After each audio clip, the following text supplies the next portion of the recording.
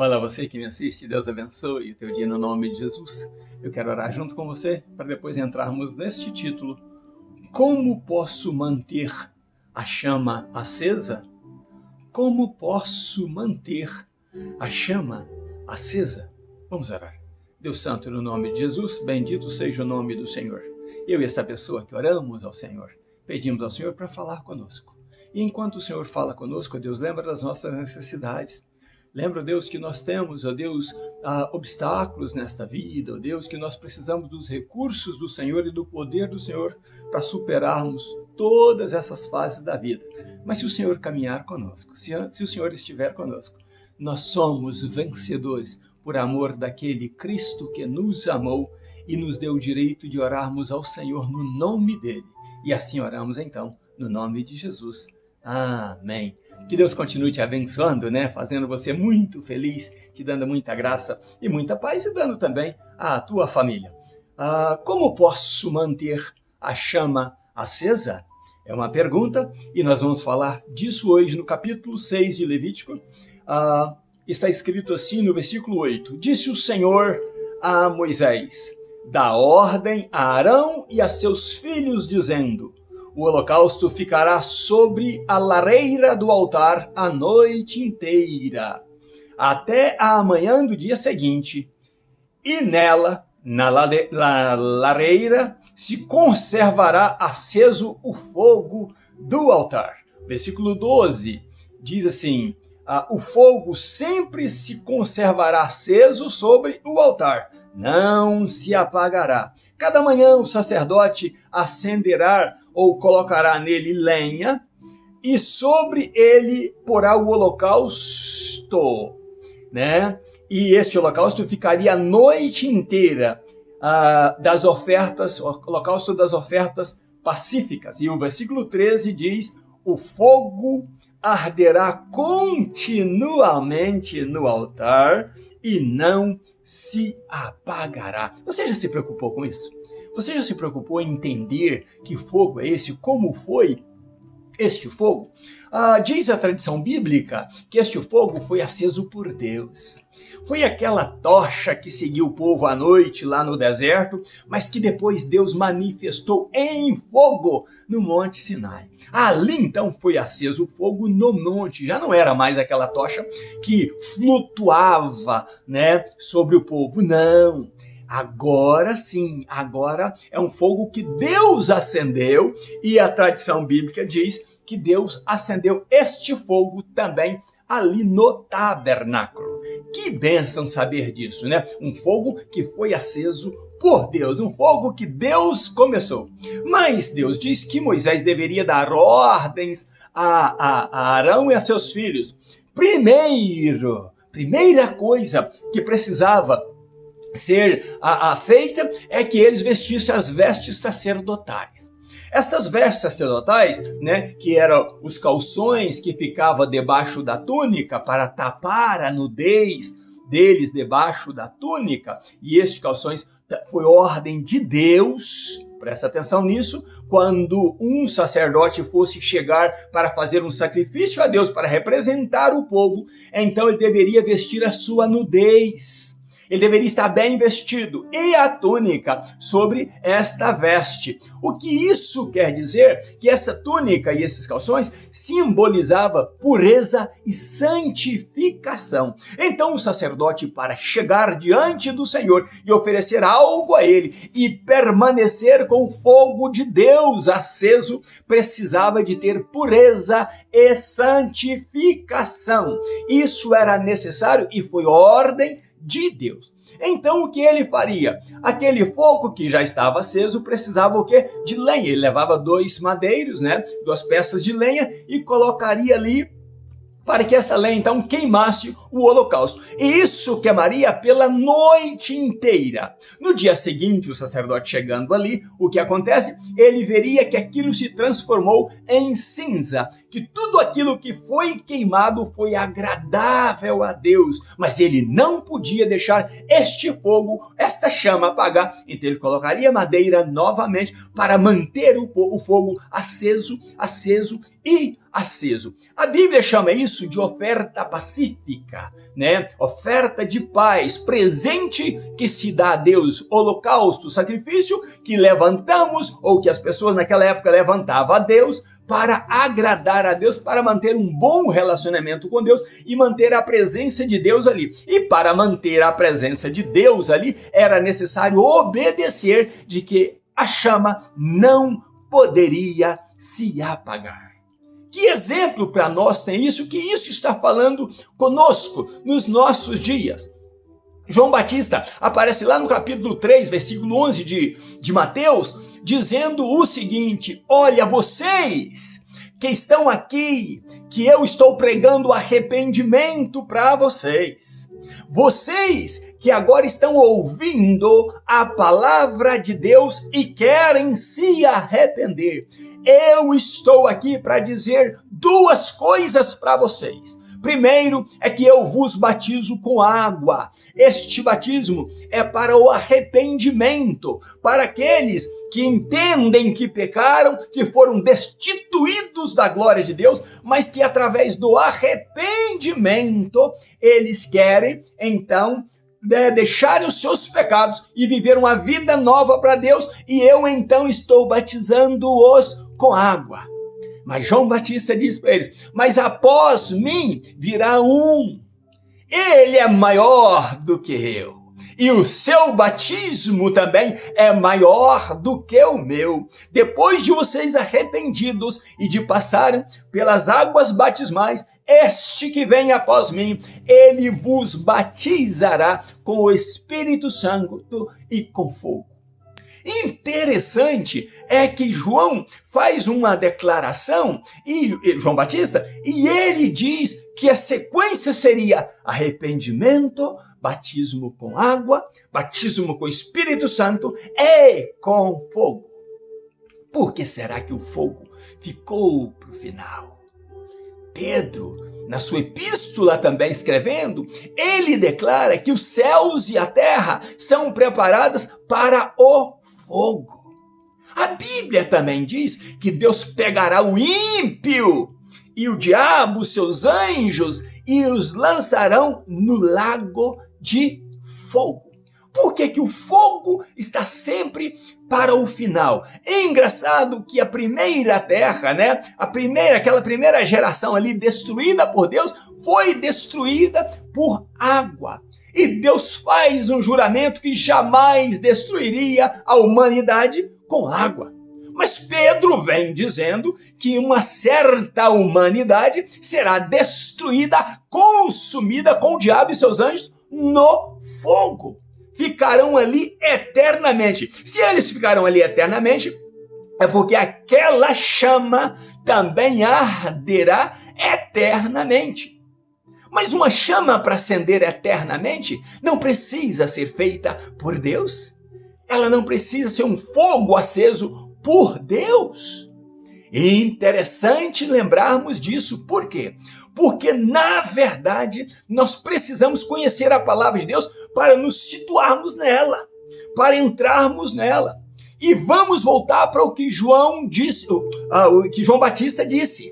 João Batista disse: ele, depois que vocês se arrependerem e passarem pelas águas, vocês terão o batismo do Espírito Santo.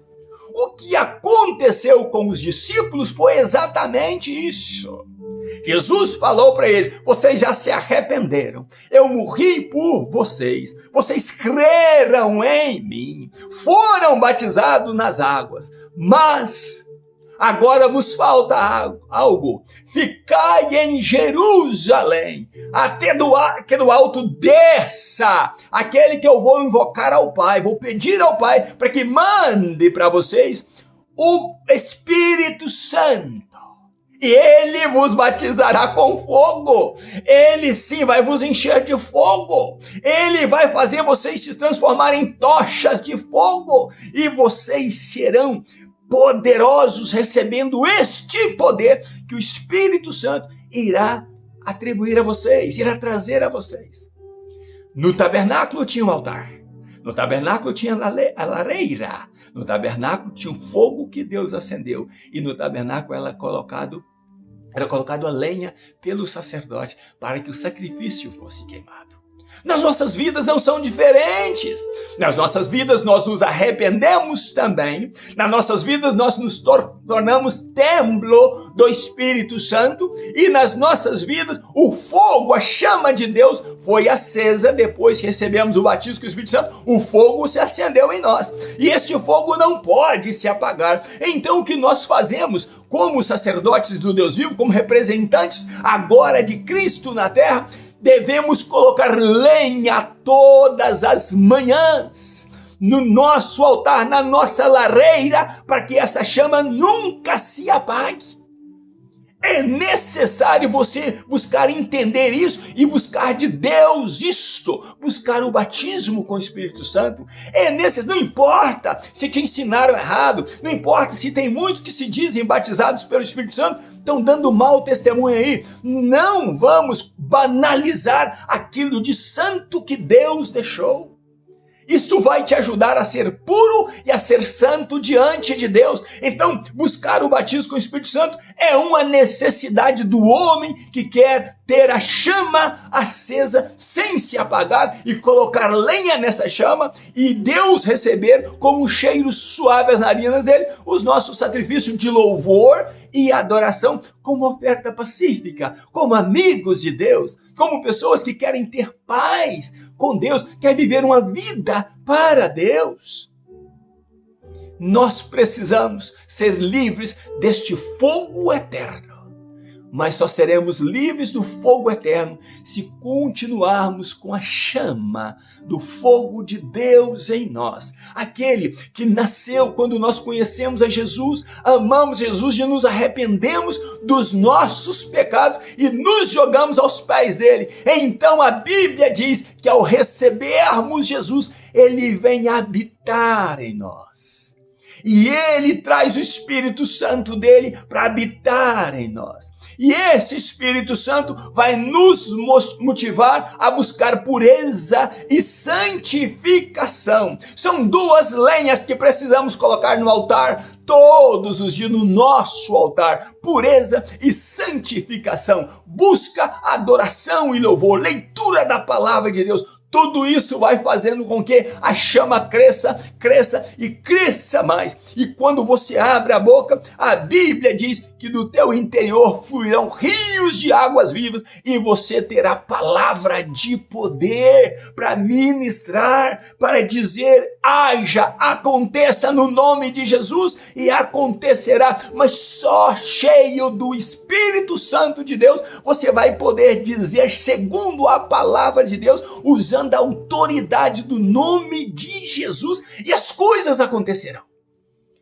Lembro várias vezes que o furacão ia passar aqui na Flórida e as pessoas ficaram temerosas e as pessoas se mudavam. E de todas as vezes eu disse, nós vamos orar e vamos repreender este furacão no nome de Jesus e na nossa área ele não passará. Ah, glória a Deus, que Deus nos deu honra. Deus sempre nos deu a alegria de falarmos com ele e nunca fomos afetados por furacão algum que destruísse qualquer propriedade nossa ou que passasse e nos metesse medo. Muito pelo contrário. Louva a Deus que quando eu vim para a Flórida em 1989, saindo de Boston, eu vim para a Flórida e encontrei de frente um furacão que havia acabado de passar, chamado Hugo. Então eu vi o terror que é um furacão, o terror que é um vento tremendamente forte, destruidor de tudo, jogando barcos, destruindo barcos, virando barcos, jogando barcos do mar na rua, e carros virados, e casa-móveis tombadas, muitas casas destruídas, e eu passando na Carolina do Norte, na Carolina do Sul, e vim entrando na Geórgia, e até entrar na Flórida vendo essa destruição. Glória a Deus que ao pisar na Flórida, Deus me levantou aqui como um profeta de Deus. E Deus então me usou para repreender até então. O primeiro que veio bater nas nossas portas se chamava Andrews. Pois na minha casa, na minha varanda, ele não moveu nenhuma cadeira de plástico que estava do lado de fora, porque eu orei a Deus. Eu disse a Deus, Deus, eu repreendo esta tempestade, este furacão, no nome de Jesus. E na minha casa, ele não passou. Glória a Deus por isso, porque Deus ouve as nossas orações. corações. E graças a Deus que eu pude manter esta chama acesa em mim.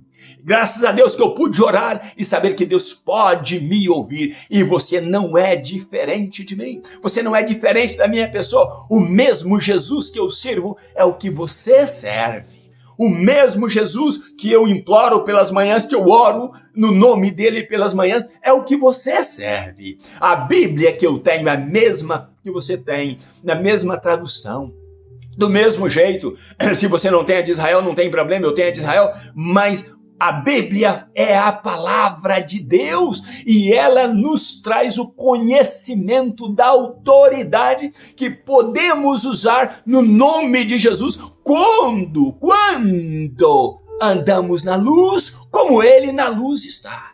Se você andar na luz que Deus colocou em você, se você tiver a chama da tocha acesa que Deus colocou dentro de você, se você tiver o fogo do Espírito Santo de Deus em você, você vai falar com autoridade no nome de Jesus. Você vai queimar o teu sacrifício no altar como oferta de amizade a Deus, de paz com Deus, e Ele irá te ouvir e irá honrar todas as tuas palavras feitas com sabedoria, conhecimento e graça no nome de Jesus. A Bíblia diz que tudo é possível ao que crer. E Jesus disse a Marta: eu te disse, Marta, que se creres, verias a glória de Deus. E se você creu, e eu sei que você creu, você vai ver agora a glória de Deus. Tudo é possível ao que crer. E a Bíblia diz que aos que crerão, judeus ou não, judeus ou gregos, judeus ou gentios, aos que creram, deu-lhes o poder de serem chamados filhos de Deus. Filho de Deus tem a genética do Pai.